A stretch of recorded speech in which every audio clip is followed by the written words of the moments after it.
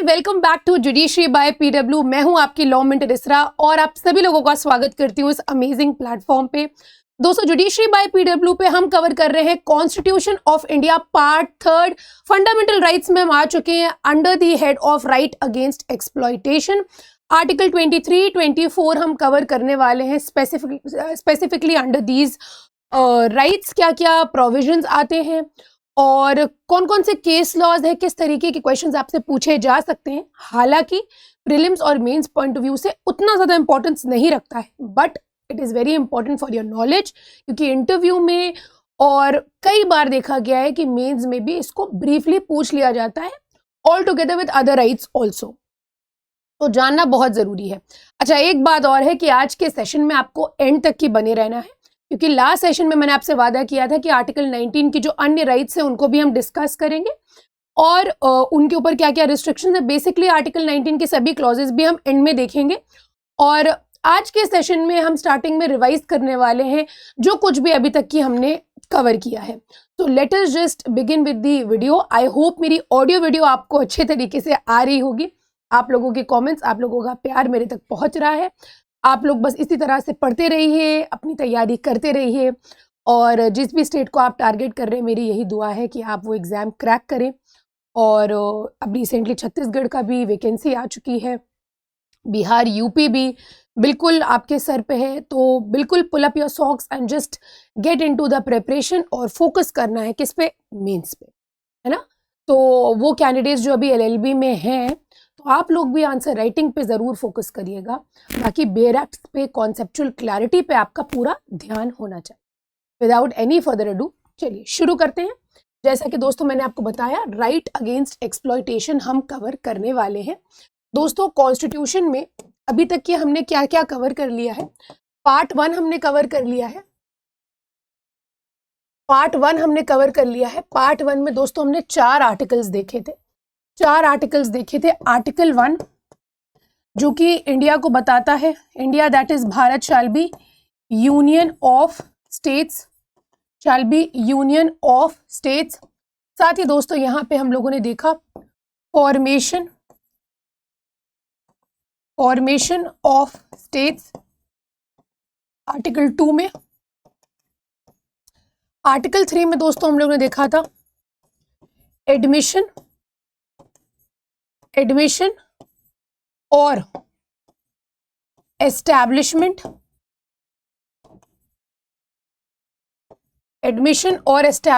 और of new states, alteration of boundaries, increasing the area, diminishing the area, ये सब इसके अंदर आता है।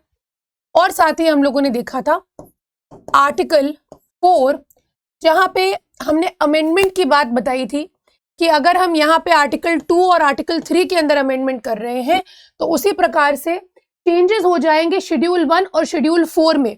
उसको हम ये नहीं मानेंगे कि वो अमेंडमेंट आर्टिकल 368 के अंदर हो रहा है, तो इसमें हम लिख लेंगे शेड्यूल 1 एंड शेड्यूल 4। उसी तरह से मैंने आपको ब्रीफली बताया पार्ट 2 के बारे में, जो कि बेसिकली सिटीजनशिप के प्रोविजंस को ले डाउन करता है। सिटीजनशिप के प्रोविजंस में सबसे इंपॉर्टेंट है आर्टिकल 5। उसके बाद आपको 6, 7 ना भी पढ़े तो चलेगा, 8, 9, 10, 11, तो 6, 7 आपको छोड़ देना है। बाकी सारे आर्टिकल्स बहुत इंपॉर्टेंट है, ये आप जरूर देखते चलिएगा। दोस्तों आ जाएंगे पार्ट 3 पे। पार्ट 3 में हमने क्या देखा? पार्ट 3 आपकी मूल अधिकार यानी कि आपकी फंडामेंटल राइट्स के रिगार्डिंग प्रोविजंस ले डाउन करता है। सबसे पहले आ जाती है आपकी राइट टू इक्वालिटी। 6 राइट्स हैं, ठीक है, ये चीज ध्यान में रखिएगा। You have 6 fundamental rights. बड़े बड़े दिग्गज भी इस चीज को नहीं बता पाते। राइट टू इक्वालिटी, फिर उसके बाद आ जाता है आपको राइट टू फ्रीडम। जो हम लोगों ने लास्ट क्लास में कवर किया। फिर आ जाता है आपका राइट अगेंस्ट एक्सप्लॉयटेशन। देखिए, बहुत ज्यादा रिक्वायरमेंट थी इस चीज की, इन राइट्स की। राइट अगेंस्ट एक्सप्लॉयटेशन है कि नहीं है दोस्तों। फिर उसके बाद आ जाता है हमारा right to freedom of religion. फिर उसके बाद दोस्तों हमें देखने को मिलता है, फिर उसके बाद देखिएगा फिफ्थ राइट जो है हमारा वो है cultural and educational rights. Cultural and educational rights जो माइनॉरिटीज की राइट्स को बताता है, ठीक है। और last but not the least, right to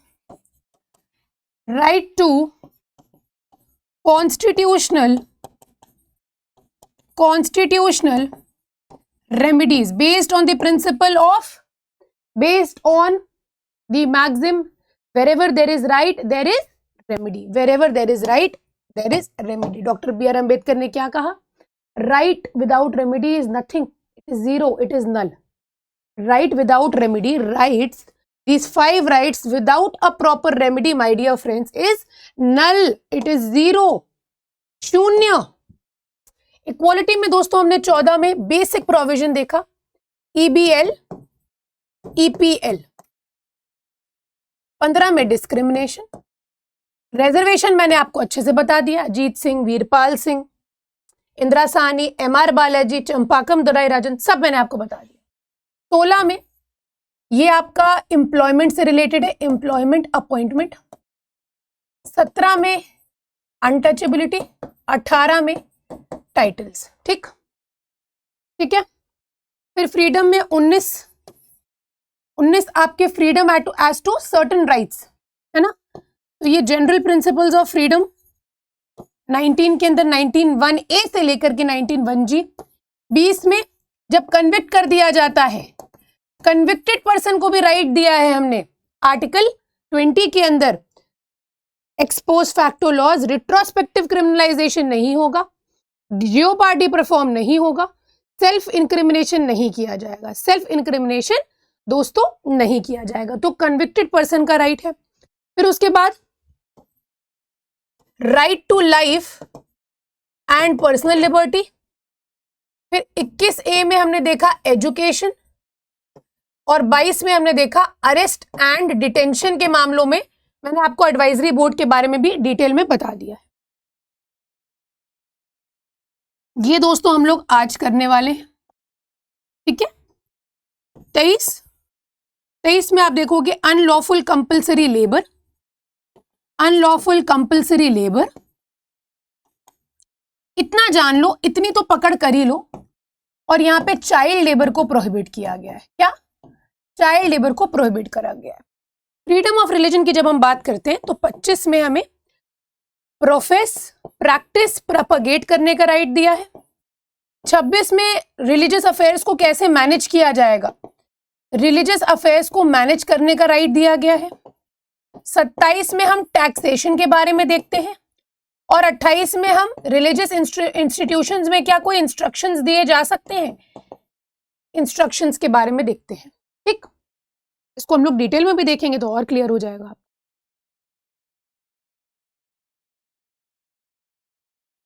फिर उसके बाद कल्चरल एंड एजुकेशनल राइट्स आती हैं दोस्तों 29 एंड 30। यहां पे 30 पे इनके पास एजुकेशनल इंस्टीट्यूशन एस्टैब्लिश करने का अधिकार दिया गया है। किसको? माइनॉरिटीज को। माइनॉरिटीज को एजुकेशनल इंस्टीट्यूशंस एस्टैब्लिश करने का अधिकार दिया गया है। यहां पे इन्होंने कहा है कि आप अपना जो भी लैंग्वेज है, स्क्रिप्ट है, जो भी लैंग्वेज है, आपकी स्क्रिप्ट अलग होती है, तो आप क्या कर सकते हैं, अपनी लैंग्वेज, अपनी स्क्रिप्ट को प्रिजर्व या कंजर्व कर सकते हैं, प्रिजर्व कर सकते हैं, प्रोटेक्ट कर सकते हैं। समझ रहे हो? ये 29 और 30 में दिया गया। कॉन्स्टिट्यूशनल रेमेडीज हम लोग दोस्तों 32 में पढ़ते हैं। हबियस कॉर्पस, मैंडेमस, प्रोहिबिशन, सर्चुररी और को वारंटो। इतना बेसिक चीजें आप लोगों को पता होनी चाहिए। मेरा मानना ये है, तब तो लगे कि यार पढ़ाई कर रहे हो, तैयारी कर रहे हो जुडिशरी की। इतनी बेसिक चीजें, आपका चार्ट प्रिपेयर्ड होना चाहिए और इतना आपको फिंगर टिप्स पे आ जाना चाहिए। मानते हैं कि नहीं मानते दोस्तों? आइए अब आगे आ जाइए। हम लोग यहाँ पे बात करने वाले हैं आर्टिकल 23 और 24 की। एक बार हम लोग बेयर प्रोविजंस देख लें ताकि इजी हो जाएगा। 23 यहाँ पे बात करता है prohibition of traffic in human beings and forced labour. तो आप देखते हैं ये प्रचलन बहुत ज्यादा है, खरीद फरोख्त होता है लोगों का, महिलाओं का खरीद फरोख्त देखा जाता है। आईपीसी में भी ये एक पनिशेबल ऑफेंस था। तो traffic in human beings and begar, this is not beggar, begar and other similar forms of force labour, दोस्तों ये प्रोहिबिटेड है। एंड एनी कॉन्ट्रावेंशन, कोई भी अगर इन प्रोविजंस का कॉन्ट्रावेंशन होता है, shall be an offense punishable in accordance with law। एक आर्टिकल है आर्टिकल 23। कहीं ना कहीं आप जब फंडामेंटल राइट्स को देखते हो तो आप देखते हो कि ये डेक्लेरेटरी हैं, डिक्लेयर करते हैं, बताते हैं कि किसकी क्या राइट होगी, लेकिन कभी भी पीनलाइज नहीं करती है फंडामेंटल राइट। लेकिन आर्टिकल 23 के अंदर हम देखते हैं कि यार फंडामेंटल राइट क्लॉज 1 में पीनलाइज भी कर रही है। क्यों, कैसे पीनलाइज कर रही है? An offence punishable by law होगा, बता रही है फंडामेंटल राइट। इसके अलावा आपका काम ये आपको बताना है, इसके अलावा कौन सी राइट है जो पीनलाइज, जो एक पेनल्टी ले डाउन करती है, बताती है कि पनिशेबल होगा, है भी कि नहीं है, और अगर है तो कौन सी है, ये आपको बताना। ये इन्होंने बता दिया कि ट्रैफिक इन ह्यूमन बींग्स यानी कि खरीद फरोख्त, बेगार और सिमिलर टाइप का अगर फोर्स लेबर होता है वो प्रोहिबिटेड होगा, और अगर उसका कॉन्ट्रावेंशन हो रहा है तो वो पनिशेबल बाय लॉ होगा। इसका क्लॉज 2 कहता है nothing in this article shall prevent the state from imposing compulsory service for public purposes. Compulsory service for public purpose क्या होता है? कोई भी ऐसी सर्विस आप करवा रहे हैं जिसके लिए पब्लिक पर्पसेस सर्व हो रहे हैं, है ना। जैसे हिटलर ने क्या किया था, सभी यूथ को मिलिट्री ट्रेनिंग दी थी। ये कंपलसरी था हिटलर रेजाइम में कि हर एक यूथ, हर एक यंग इंडिविजुअल जो है वो मिलिट्री ट्रेनिंग करेगा, वो मिलिट्री में पाया जाएगा। उसी तरह से स्टेट चाहे तो इस तरह का कोई भी कंपल्जन इंपोज कर सकती है कि मान के चलिए 17 से लेकर के 20 साल के जो भी लड़के हैं, जो भी मेल्स हैं, उनको मिलिट्री, उनको आर्मी ज्वाइन करनी है, ये चाहे तो सरकार रूल्स बना सकती है इससे रिलेटेड। तो वही चीज इसमें बताई गई है कि इस आर्टिकल में यानी कि आर्टिकल 23 में स्टेट को रोका नहीं जाएगा फ्रॉम इम्पोजिंग कंपल्सरी सर्विस। मतलब सोशल पर्पसेस के लिए भी चीजें आ सकती हैं। मान के चलिए स्वच्छ भारत अभियान के अंदर अगर आप सफाई करा रहे हो और इसके लिए कंपल्सरी सर्विस लगा रहे हो तो आप कर सकते हो। And imposing such service the state shall not make any discrimination. जब ऐसी सर्विसेज इम्पोज कर रहे हो आप लोगों पे, जनरल पब्लिक पे करवा रहे हो पब्लिक पर्पस के लिए ही, तो ऐसे में आप डिस्क्रिमिनेट भी तो नहीं कर सकते हो। तो क्या कहता है clause 2, in imposing such service the state shall not make any discrimination on the grounds only of religion, race, caste, class और एनी ऑफ देम। तो यहाँ पे भी ग्राउंड्स दिए गए हैं कि भाई जब आप ये सर्विस, कंपलसरी सर्विस इम्पोज कर रहे हो तो आप ये नहीं कह सकते कि हम सिर्फ इन्हीं धर्म के लोगों को बुलाएंगे, हम सिर्फ, देखिए सेक्स नहीं दिया है इसमें, यानी कि सेक्स के ग्राउंड पे चाहे तो डिस्क्रिमिनेट कर सकता है कि हम महिलाओं को कंपलसरी सर्विस नहीं कराएंगे, इसीलिए sex is not a ground over here. Are you understanding? ये 23 हो गया। अब 23 को आपको कहां कहां यूज करना है ये भी आप देख लीजिए। मान के चलिए आपके ऐसे राइटिंग आता है, यूपी में इंग्लिश का पेपर आता है जहां पे ऐसे राइटिंग आपसे पूछी जाती है, तो वहां पे भी आप आर्टिकल 23 का मेंशन कर सकते हैं। अब आपने दोनों क्लासेस देख लिए, क्या इंटेंशन था लेजिस्लेचर का, हमारे कॉन्स्टिट्यूशन मेकर्स का, ये भी आपने जान लिया। तो आपको किस तरह से प्रोविजंस को लिंक करना है, that is also very very important. ये बात हो गई। आर्टिकल 24 देखिए, prohibition of employment of children in factories etcetera. थोड़ा सा इन्फेक्शन है मेरे, तो I am just taking medicine. चलिए, prohibition of employment of children in factories etcetera, वही चाइल्ड लेबर। आप देखते हैं आज भी अगर आप निकलिए और ढाबों पे जाइए तो देखेंगे बच्चे चाय लेके आएंगे, सर्व करेंगे, प्लेट्स लगाएंगे, आपका खाना उठाएंगे। तो जो एम्प्लॉयमेंट होता है बच्चों का फैक्ट्रीज एक्सेट्रा में, ये यहाँ पे प्रोहिबिट किया गया। आर्टिकल 24 के अंदर कहा गया है no child below the age of 14 years shall be employed to work in any factory, mine, engaged in any other hazardous employment। Bharat में बहुत सारी ऐसी जगहें हैं जो फैक्ट्रीज, मतलब एक स्पेसिफिक ट्रेडिशन है वहां पे, फेमस है, उनका ओरिजिन वहीं से, जैसे चूड़ियाँ, जैसे स्पोर्ट्स के गुड्स, कानपुर हो गया, फिरोजाबाद हो गया, आपका मुरादाबाद हो गया ब्रासवेयर के लिए, माचिस आप देखेंगे, वो माचिस कह रही हूँ मैं, फायर क्रैकर्स, साउथ में आप देखेंगे वहां पे शिवकाशी में बहुत बड़ी बड़ी फैक्ट्रीज हैं, तो वहां पे आप देखेंगे बच्चे एम्प्लॉयड होते हैं। तो यही कहता है no child below the age of 14 years shall be employed to work in any factory और माइन और engaged in any hazardous employment. दोस्तों हजार्डस एम्प्लॉयमेंट का मतलब आप जानते हो क्या होता है? हजार्डस एम्प्लॉयमेंट का मतलब होता है something which is deadly, something which is threatening to life, जो लाइफ थ्रेटनिंग हो उसको कहते हैं हजार्डस एम्प्लॉयमेंट। तो कोई भी ऐसा एम्प्लॉयमेंट जिससे आपकी लाइफ एंडेंजर्ड है, लाइफ को खतरा है, ऐसे जॉब्स के लिए या ऐसी नौकरियों के लिए अंडर 14 years बच्चों को इन्वॉल्व नहीं किया जाएगा या उनको रिक्रूट या रखा नहीं जाएगा। आगे आइए दोस्तों, ट्रैफिक इन ह्यूमन बींग्स का मतलब क्या होता है? The expression traffic in human beings, इसका मतलब होता है dealing in human beings like chattels. जिस तरह से गुड्स होते हैं ना, जिस तरह से बोरियां होती हैं, जिस तरह से टीवी टेलीविजन होते हैं, जिस तरह से आपका चावल हो गया, जिस तरह से आपका गेहूं हो गया, अनाज हो गया, उस तरह से।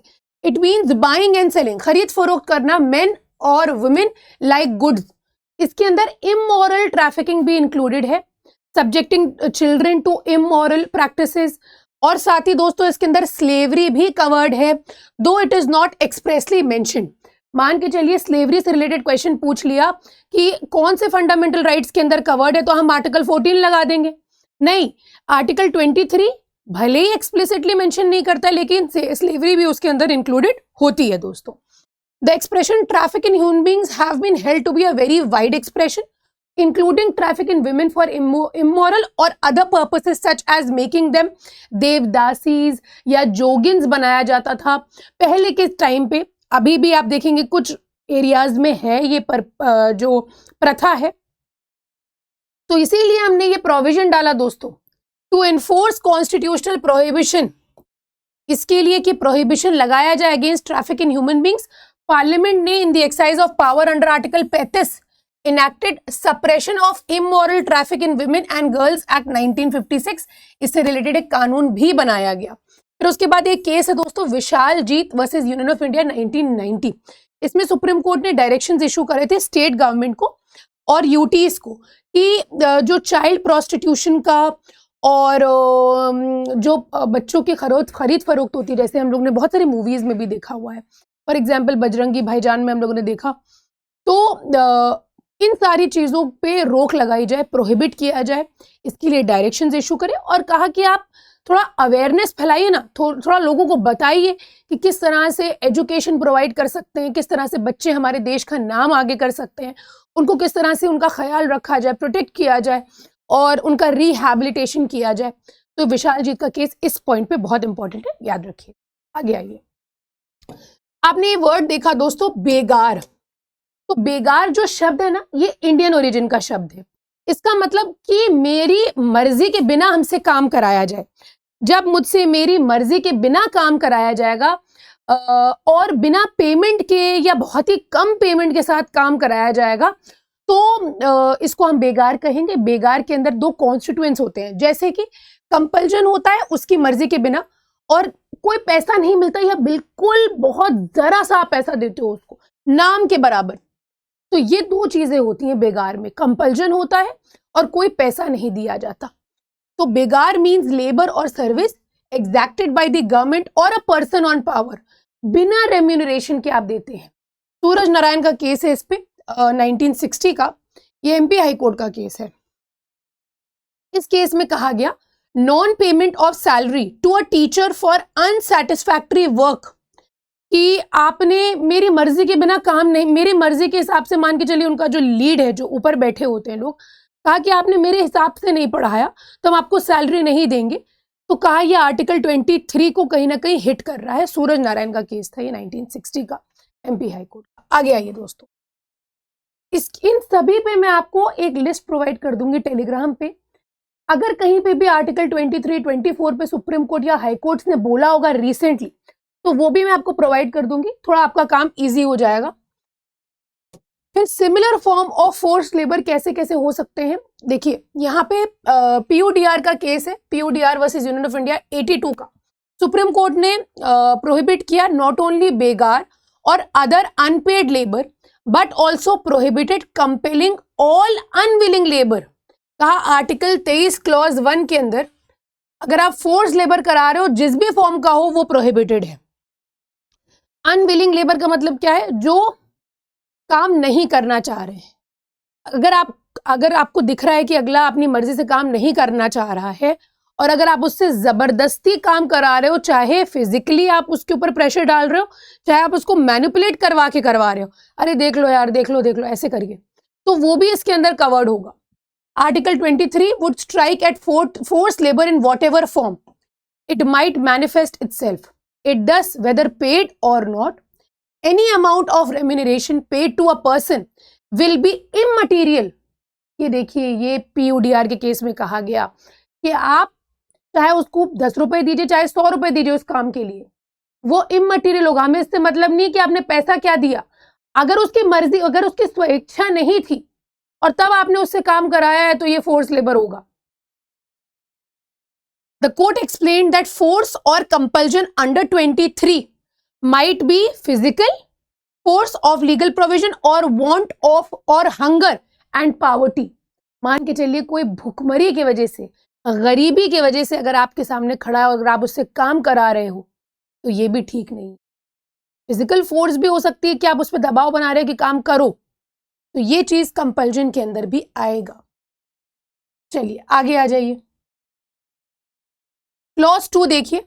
क्लॉज 2 जो मैंने आपको बताया था, ये एक्सेप्शन है एक तरह से, आप कह सकते हो क्लॉज 1 का, क्योंकि एक तरफ आप कह रहे हो कि आप कंपल्सरी फोर्स लेबर नहीं करा सकते हो, ठीक है, लेकिन क्लॉज 2 में हम वहीं पे स्टेट को कह रहे हैं कि स्टेट की पावर है, स्टेट चाहे तो कंपल्सरी सर्विस लगा सकती है for public purposes. However such compulsory service जब भी लगाएगी तो स्टेट यहाँ पे डिस्क्रिमिनेशन नहीं कर सकती, ये हम लोगों ने देख लिया है। अब पब्लिक पर्पस, कोई भी ऑब्जेक्ट, दोस्तों पब्लिक पर्पस का मतलब है कोई भी ऑब्जेक्ट या कोई भी एम जिसमें जनरल इंटरेस्ट है कम्युनिटी का, सबका भला हो रहा है, as opposed to particular interest of individual. मान के चलिए कोई बड़े बड़े इंडस्ट्रियलिस्ट हैं, उनके लिए सरकार कंपल्सरी लेबर इम्पोज कर रही है कि भाई इतने लोगों को काम करना ही करना है या इतनी उम्र के मेल्स को काम करना ही करना है, तो वो ठीक नहीं है, right.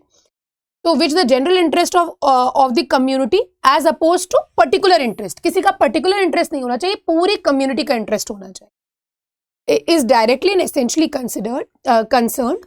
It would include social और इकोनॉमिक ऑब्जेक्टिव इंश्राइंड इन पार्ट 4, यानी कि डीपीएसपी के अंदर भी अगर कोई ऑब्जेक्टिव आपको अचीव करना है उसके लिए भी कंपल्सरी सर्विस इंपोज करी जा सकती है, ठीक है। आर्टिकल 23 क्लॉज 2 क्लियर है। आगे आइए, अब आर्टिकल 24 पे दोस्तों हम लोग आ जाएंगे। दिस प्रोविजन यानी कि आर्टिकल 24 जो चाइल्ड लेबर के बारे में बात करता है, is read with directive principles of state policy, इसके साथ हम मिला के पढ़ते हैं, जो कि आर्टिकल 39E और 39F में दिया गया है। कहता है it provides for the protection of the health and strength of children, health and strength of children below the age of 14 years. In Bandhua Mukti Morcha versus union of India 1977 का केस था। Supreme court ने reiterate किया with the approval the directions given in MC Mehta versus State of Tamil Nadu in regard to constitutional perspective of abolition of child labor and the employment of child below 14 years of age in the notorious Sivakasi match industries, जो मैंने आपको बताया था। Taking note of the cause for failure to implement the constitutional mandate, court ने यहाँ पे declare किया बंधुआ मुक्ति मोर्चा के केस में the direction as feasible, inevitable and reiterated कि आप तुरंत से इन प्रोविजंस का इम्प्लीमेंटेशन कीजिए, क्योंकि MC Mehta versus state of Tamil Nadu के केस में देखा गया था कि आर्टिकल 24 होने के बाद भी बच्चों को एम्प्लॉय किया गया था शिवकाशी मैच इंडस्ट्रीज में। तो बंधुआ मुक्ति मोर्चा के केस में सुप्रीम कोर्ट ने यहाँ पे कहा कि जो भी डायरेक्शंस यहाँ पे इस केस में एमसी मेहता के केस में दिए गए थे तुरंत प्रभाव से उनका इम्प्लीमेंटेशन किया जाए। It is very very important. ठीक है, अब देखिए आजकल इतना ज्यादा तो हम नहीं देख रहे हैं जितना 10 साल पहले प्रचलन था चाइल्ड लेबर का। एक क्वेश्चन आपके लिए मैं यहाँ पे रेस करूंगी। क्वेश्चन यहाँ पे ये है कि जो ये चाइल्ड लेबर बोला गया है, any type of child labour which is hazardous, what about non hazardous types of labour, child labour. अगर बच्चों से काम कराया जा रहा है लेकिन वो it is not deadly, it is not affecting the health of the child, then whether it is permitted in article 24 or it is hitting article 24, against हो रहा है article 24 के। please do tell me an example and tell me whether it will be covered or not। एक और case MC Mehta के case में यहाँ पे सुप्रीम कोर्ट ने डायरेक्शंस दिए थे सरकार को 2 महीने के अंदर अंदर जैसे ही ऑर्डर आएगा meeting of the concern ministers convene कराइए और प्रोग्रेसिव एलिमिनेशन होना चाहिए employment of children below the age of 14 years. सभी एम्प्लॉयमेंट्स में as mentioned in Mehta's case compulsory education होना चाहिए सभी बच्चों का who are employed in the factories, mines और other industry, organized industry है, sorry organized और unorganized labor है, which such brings as it is convenient to import compulsory education facilities, secondary, vocational, professional and higher education के लिए।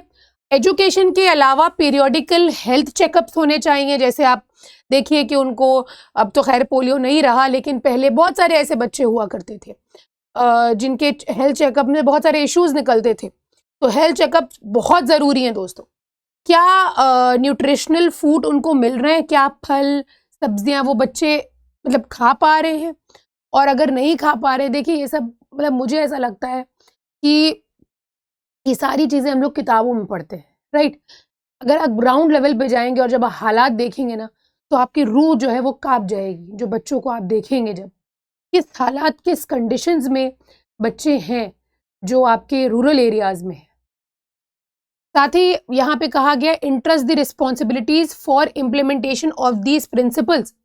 Court ने यहाँ पे further direct किया कि पीरियोडिकल रिपोर्ट्स भी दी जाएंगी। कहता तो है कोर्ट, लेकिन इतना ज़्यादा एक्चुअली पॉपुलेशन इतनी ज़्यादा है और करप्शन इतना ज़्यादा है कि हर लेवल पे जो भी डायरेक्शंस आते हैं, जो भी कोर्ट का ऑर्डर होता है, उसका टूट जाना या उसको फॉलो न करना या उसके अगेंस्ट जाना बहुत ज़्यादा ईजी हो जाता है। समझ रहे हो आप? चलिए आगे आ जाइए दोस्तों। ये मैंने आपको बता दिया है आर्टिकल 24 में ये आपके पास चार्ट है। इस तरह से भी आप इसको पिक्चराइज कर सकते हैं, अपनी आंखों में इसको बसा लीजिए, स्क्रीनशॉट ले लीजिए। नोट्स तो आपको मिल ही जाएंगे पीडब्ल्यू के एप्लीकेशन पे। इस तरह से आप बता सकते हो article 24, no child below age of 14 years shall be employed factory, mine या किसी अदर हजार्डस एम्प्लॉयमेंट में। अगर हजार्डस एम्प्लॉयमेंट नहीं है तो क्या हो सकता है एम्प्लॉयमेंट, ये आपको कमेंट सेक्शन में बताना है दोस्तों। आर्टिकल 19 अब हम लोग देख लेंगे। अच्छा, इससे पहले मैं आर्टिकल 19 आपको बताऊं, मेन से रिलेटेड क्वेश्चन है आपके सामने। ये आप एक तरह से जो कुछ भी आपने समझा है अभी आज के सेशन में, इसको आप अपनी लैंग्वेज में लिखने की कोशिश करिए, ये आपके लिए बेटर रहेगा। Just try and right it in your language और देखिए आप कहाँ पे गलतियाँ कर रहे हैं, और अगर वही आंसर शीट जो आप लिख रहे हो वो अगर आपको एग्जामिनर को देनी हो तो आप क्या कॉन्फिडेंट होगे, ये क्वेश्चन अपने आप से ज़रूर पूछिएगा। तो ये आपका मेंस का क्वेश्चन है। और 19 मैं आपको बता दूं, 19(1)(a) तो हम लोगों ने बहुत ही डिटेल में देख लिया। 19(1)(b) बात करता है असेंबल करने की पीसिबली और बिना आर्म्स के। जो आप देखते हो ना स्ट्राइक्स और बंस, ये केस लॉ मैंने आपको करा दिया इससे रिलेटेड, बट ये राइट है हमारी कि हम असेंबल कर सकते हैं पीसफुली। अगर हमें अपनी कोई बात रखनी है, सरकार को बतानी है, या अगर हम नाराज हैं, हमें कोई नाराजगी है, तो हमें पीसफुली असेंबल करने का अधिकार दिया गया है बिना किसी आर्म्स या एमिनेशंस के। आर्टिकल 19(1)(c) बात करता है एसोसिएशंस या यूनियंस के फॉर्म करने की या कोऑपरेटिव सोसाइटीज के फॉर्म करने की। 97th कॉन्स्टिट्यूशनल अमेंडमेंट एक्ट 2011 से इसे ऐड किया गया था। फिर आर्टिकल 19(1)(d) में हमने देखा कि पूरे ही भारत के टेरिटरी में कहीं पे भी मूव करने का हमें राइट दिया गया है freely throughout the territory of India. ई में रिसाइड या सेटल करने का अधिकार है हमारा। और साथ ही फोर्थ तो हमने 44th अमेंडमेंट एक्ट 1978 से यहाँ पे उसको ओमिट कर दिया, डिलीट कर दिया, रिपील कर दिया और इसको हमने आर्टिकल 300A में ले गए। दोस्तों आर्टिकल 300A में हमने इसको राइट टू प्रॉपर्टी बना दिया। पहले ये हमारा फंडामेंटल राइट था, अब ये हमारा कॉन्स्टिट्यूशनल राइट हो गया है। So what is the difference between fundamental right and constitutional right? Fundamental right is provided in part 3rd, wherein in case my fundamental right is infringed, I can directly move to the Supreme Court. But when my constitutional right is hampered, it is not always that I will have the right to directly move to the Supreme Court. I will have to follow the procedure because this is not my fundamental right. फिर 19(1)(g) में practice any profession, carry on any occupation, trade या business करने का, जिसमें मैंने आपको ऋषिकेश में cell of eggs को रोका गया था, इसमें बताया था मैंने। ठीक है, आगे आ जाइए। अब मैंने आपको बता दिया था freedom of speech and expression के जो रिस्ट्रिक्शंस हैं वो 19(2) में दिए गए हैं। ठीक है, to assemble peacefully and without arms and ammunitions, इससे रिलेटेड जो रिस्ट्रिक्शंस हैं वो हमें देखने को मिलेंगे दोस्तों आर्टिकल 19 क्लॉज 3 में।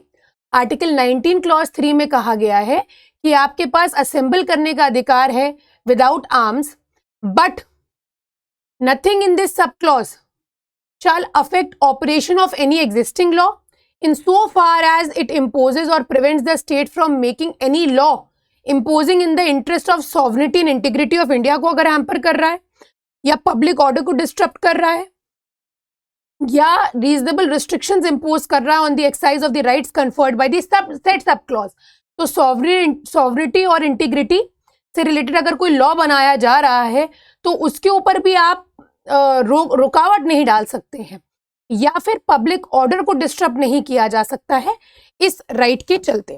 फिर उसके बाद आर्टिकल 19(1)(c) है। आर्टिकल 19(1)(c) ये आपका रिस्ट्रिक्शन 19 क्लॉज 3 में दिया गया है। 19(1)(c) associations, unions, trade unions की बात करिए, यूनियंस फॉर्म करें, बहुत टाइप के यूनियंस भी होते हैं सोसाइटीज में, आप देखते हैं यूनियंस एसोसिएशंस फॉर्म्ड होते हैं, कोऑपरेटिव सोसाइटीज। ये आपके 19(1)(c) में दिया गया है। इससे रिलेटेड जो रिस्ट्रिक्शंस है क्लॉज 4 में आपको देखने को मिलेंगे। कहता है nothing in this sub clause shall affect the operation of any existing law. मान के चलिए कोई कानून बनाया गया है और आप कह रहे हो कि मेरे पास cooperative societies, trade unions form करने का अधिकार है, in so far as it imposes और prevents the state from making any law imposing sovereignty and integrity of India के ग्राउंड पे, पब्लिक ऑर्डर के ग्राउंड पे दोस्तों यहाँ पे मोरालिटी भी आता है, reasonable restrictions on the exercise of the right conferred by the said sub clause, ऐसे रिस्ट्रिक्शंस इंपोज किए जा सकते हैं public order, sovereignty and integrity of India and morality के। फिर उसके बाद दोस्तों देखते हैं आगे, हमारे 2 राइट्स हैं, ये हमें मिला है 19 क्लॉज 4 में, इससे रिलेटेड रिस्ट्रिक्शंस। ठीक है, फिर article 19 clause D, article 19 clause ई, जहां पे मूव करने का और रिसाइड और सेटल करने का अधिकार है, इन दोनों के रिस्ट्रिक्शंस हमें मिलते हैं आर्टिकल 19 क्लॉज 5 में। ठीक है, इसको देख लिया जाए एक बार। आइए यहां पे मैं लिख दूं 78। ठीक है, आइए, Nothing in subclauses D and E of said clause shall affect the operation of any existing law so far as it imposes, prevents the state from making any law imposing reasonable restrictions on the exercise of any rights conferred by the said subclause, either जो मैंने आपको बताया था general public के interest में या फिर schedule tribes के इंटरेस्ट में। अगर कोई ऐसा लॉ बनाया गया और आप अपनी राइट को इम्पोज करके उसको रोक रहे हो तो आपके ऊपर रिस्ट्रिक्शंस इम्पोज किए जाएंगे।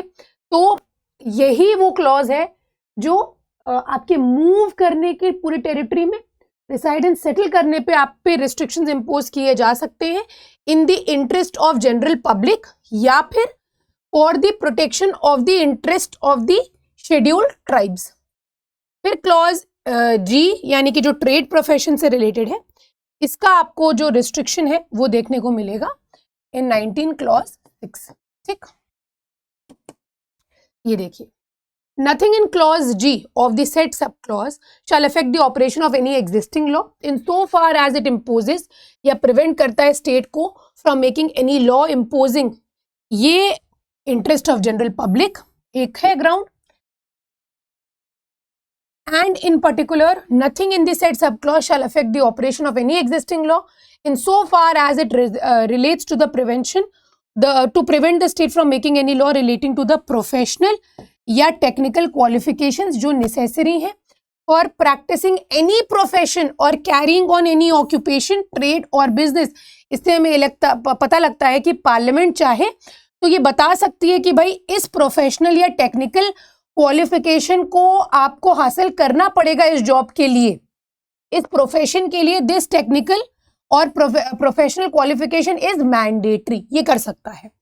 The carrying on by the state और बाय अ कॉर्पोरेशन ओन्ड और control by the state of any trade, business, industry और service whether to the exclusion complete और पार्शियल ऑफ सिटीजन्स और अदरवाइज। यानी कि ये वही क्लॉज है जो यहाँ पे पहले क्या था, पहले ये था कि मान के चलिए ट्रांसपोर्टेशन से रिलेटेड मैंने आपको एक केस बताया था, जिस केस में एक सर्कुलर जारी करा गया था, नोटिफिकेशन आया था, साउथ का ही था वो केस, कि प्राइवेटली ओन्ड जो भी ट्रांसपोर्टेशन बॉडीज हैं उनको एक्सक्लूड कर दिया जाएगा, उनके पास कोई राइट नहीं बचेगा।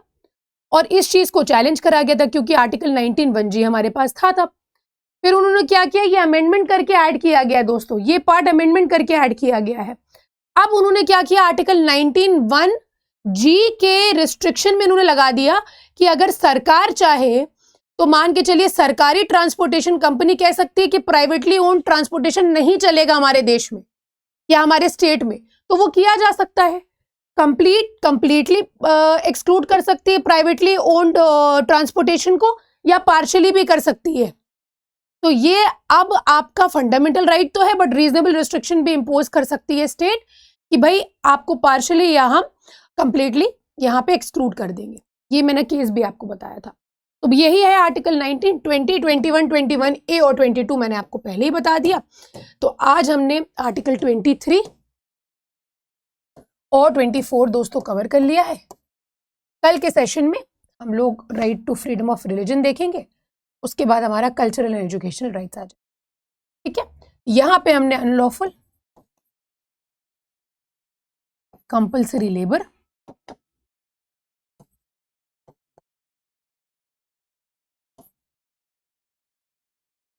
और यहां पे आपका है चाइल्ड लेबर प्रोहिबिटेड।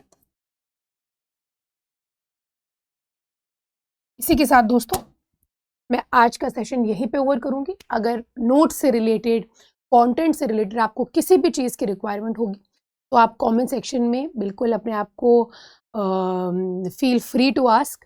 एंड इसी नोट पे आज का सेशन एंड करूंगी। Thank you so much for joining in. See you in the next one. तब तक के लिए keep revising, keep answer writing and take care and